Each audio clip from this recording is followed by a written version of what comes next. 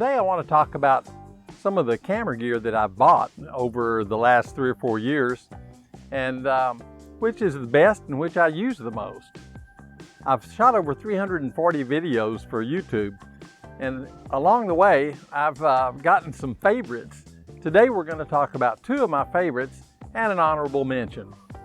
Probably the #1 piece of equipment that I bought that I use the most and has been the most valuable to me is one that I'm using right now. It's my little Tascam DR10X audio recorder. I chose the 10X because you can use it with a lav mic, or you can use it with a shotgun mic or interview mic. It's really more versatile than the L model, which can only use a lavalier. The cost of the little Tascam was $129. I couldn't find the Tascam in Vietnam, but one of my friends was coming from the US, so we ordered them from B&H for $129 each and bought 2 of them. I wanted 2 because I wanted to be able to put Rhea in the video or do interviews. So I got my 2 and have been using them ever since, a lot. The 10L is a lavalier only recorder.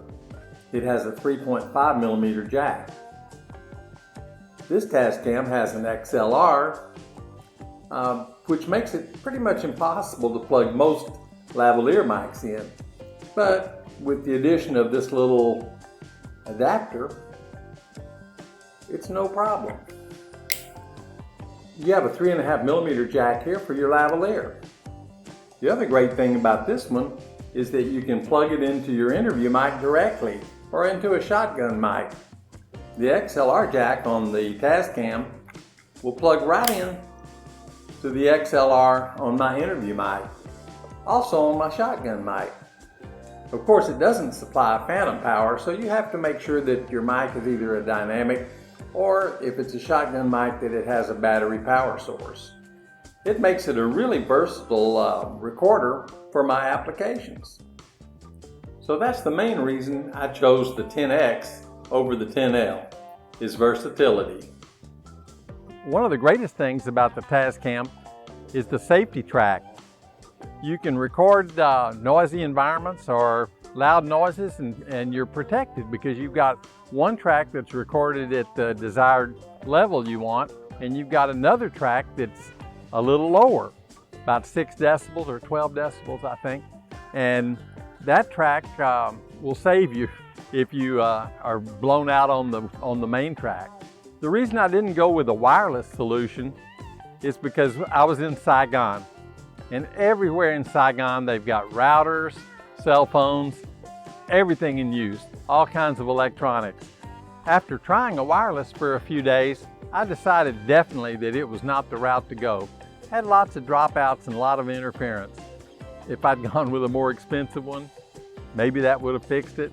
But I decided that for safety and security and dependability, that the onboard recorder is probably the way to go. The personal recorder always works. I've never had a failure with this little recorder. If I ever had to replace it, I'd replace it with another recorder that's similar to it. Even if that one wasn't being made, I bet somebody's making one. I know now they have some that are 32-bit float. Would I choose the Tascam over a wireless system? Well, I'd say yes, anytime. The Tascam is so dependable, I never have to worry about dropouts or interference.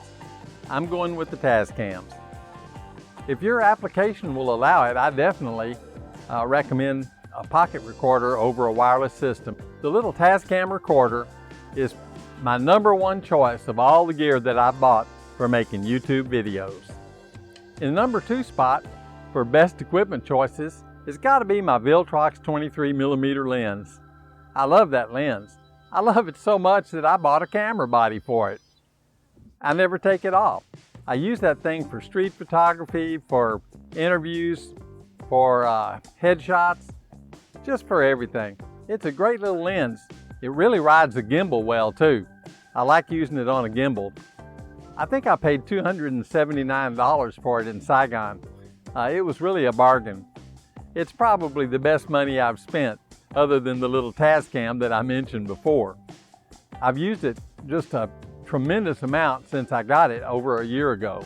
The Viltrox is a 1.4, so low light with the Viltrox is really great. The autofocus is good. I haven't had a bit of problem with the autofocus.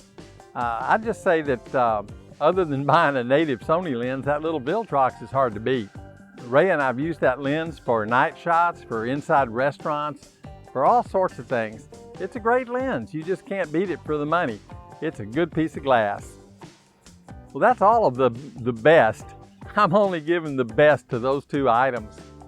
One thing I will say though, I've got an honorable mention, and that's my little Osmo Pocket. The Osmo Pocket's a great little camera, and I think that it ought to be part of anybody's kit. When I was looking for an Osmo Pocket, I was lucky I found a used one. One of my friends had a friend that was selling his, and I got a really good deal on it. There's a lot of good deals on those little cameras. You can pick them up for a good price. There's no reason to buy one retail. Just check it out thoroughly before you get it. That's all. In the next video, we're going to explore some of my worst purchases. Yeah, some things I bought just didn't work out. And so I'll definitely have a list of those for you. I think there's going to be more of those than there are best things I bought. This is JR, the TexpatOTG, saying thanks for watching.